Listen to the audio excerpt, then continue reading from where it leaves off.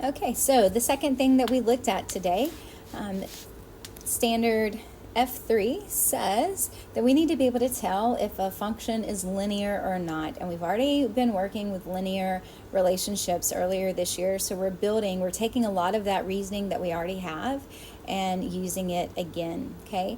So if I give you an equation, you should be able to tell me if it's linear or not. If I give you a graph, you should be able to tell me if it's linear or not. And same thing with the table. Well, that table will be very similar to one of our last problems from the beginning of the day. All right, so if we're thinking about if something is linear, it's linear if there is a constant rate of change, okay?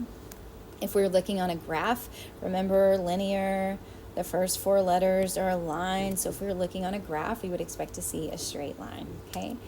So if we're thinking about when it's linear and when it's not, again, constant rate of change, we've said that. The graph is a straight line, we've said that.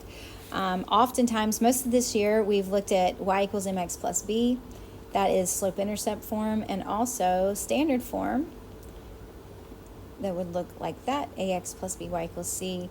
If it's written in those forms, or it could be, then it's going to be linear. But what's important, it says here that the variable doesn't have an exponent, and it says x, but actually x can't have an exponent, y can't have an exponent. So no variables have exponents. That's one thing that you would be looking for. No square roots of variables. Okay, no variables in the denominator. Actually, let me write that on the next one. Sorry, guys. So no variables in the denominator. That would be another thing that we'd be looking for. If there's a variable in the denominator that can't be like simplified and gone, then it's nonlinear. If there is a variable underneath a square root symbol, underneath the radical, then it's not going to be linear, right? If there are any variables that have exponents, it's not going to be linear. So no, this is not a mathematical term, but no funny business, right? We just want a plain x and a plain y.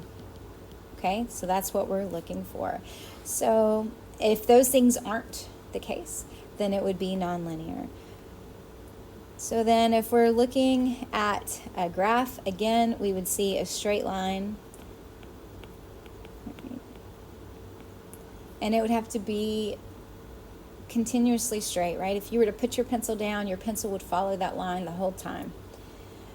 Now, from a table, we want to look at if it is linear, there's a constant rate of change, which means that we need to look and see. So we're looking at finding the slope. So again, we need delta y over delta x. So if we go through and find our changes from -7 to -3, that is a +4.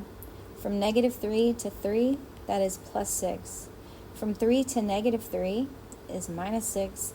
And from -3 to -12, that is -9. And so when you do this, one super important thing, you have to look at every possible delta y over delta x. So you've got to make sure here there's two possibilities. I need to look at both of them. So I've got to write both of my fractions. So my first fraction for delta y over delta x is -6 over 4, right, coming from here. My second fraction then, my delta y, remember, goes on top, so that would be -9 over 6. And if we simplify, right, -6/4 reduces to -3/2, because we can divide both of them by the common factor of 2. -9/6, there is a common factor of 3. We could divide it. We also get -3/2. And so because both of those are the same, there is a constant rate of change, so it is linear. And not only is it linear, but we know that the slope is -3/2, okay? Some of you guys may have divided right here, and maybe you got -1.5 and -1.5. That would also tell you that it's linear, okay? So if we look at B, B has more points, so that means that we should have more fractions, okay? So same thing, we need delta y over delta x. So if we go through and find all of those changes, here the change in x is -9. Here the change in x is +3. Here the change in x is +12.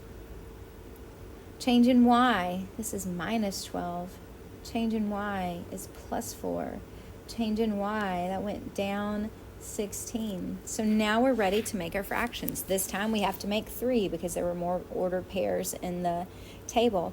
So delta y over delta x, my first fraction is -12 over -9. My second fraction is a +4 over 3, right? There's my first fraction. There's my second fraction. My third fraction then is -16 over 12. And then we need to simplify or divide to find out, are these all equal?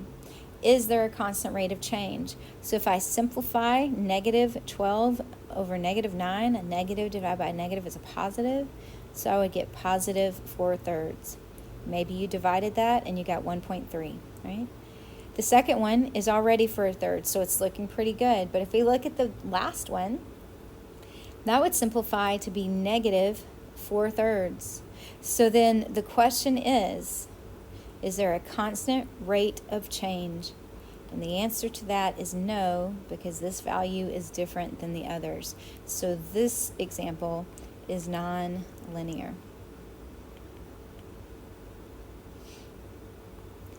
Okay, so we've talked about graphs, we've talked about tables.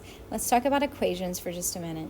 Right? There are 3 kinds of equations or 3 forms for linear equations. The first one we've worked with a lot, slope-intercept form, y equals mx plus b.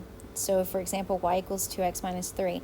What we need to know is that it might not look exactly like that, right? I could have y minus 3 equals 2x.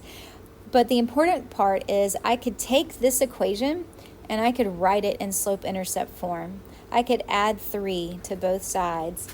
And so I would get y equals 2x plus 3. Well, that is slope-intercept form. So even if it's not perfectly in these forms, if we can write it that way, it is linear, right? Standard form, something that looks like this, is also a linear relationship. This is called point-slope form. We're gonna work with that a little bit more as the semester progresses. That's something that you're gonna use a lot in high school. But that is also linear. So if we notice, all of the x's and y's in all 3 of these are just plain x's and y's, right? None of that funny business we talked about. There are no exponents. There are no square roots. None of the variables are in the denominators. Those are some of the examples that we would look at, okay? So take a few minutes and try these problems on your own, and then you can check your answers. Thanks, guys.